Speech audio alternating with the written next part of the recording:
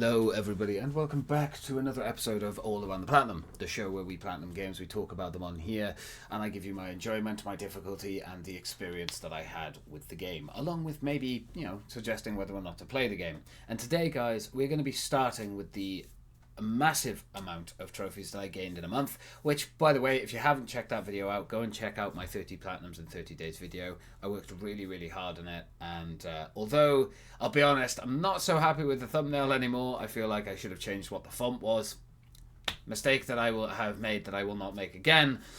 I hope you guys enjoy that video for what it was. But let's start with the first platinum that I got while doing that challenge, and that was Burly Men at Sea.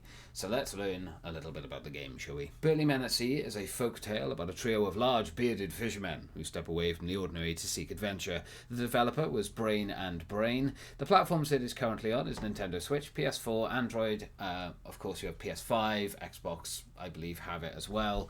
Microsoft, it's everywhere. You can pretty much get it on anything, including iOS and Android.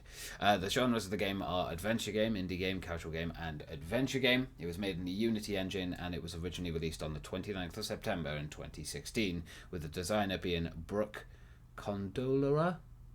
I hope I'm pronouncing that right, I apologise, and the publishers obviously being Brain and Brain and Plug in Digital. So, with a little bit of information out there, I think we should talk a little bit about the game. So the game is made up of 25 trophies in total, and there are a lot of stats that come with this game. So out of the 73,134 game owners that own the game according to PSN profiles, and 42,731 have the platinum, so that's 58.43%, and the exact same, of course, have the 100% completed, because that's how this works.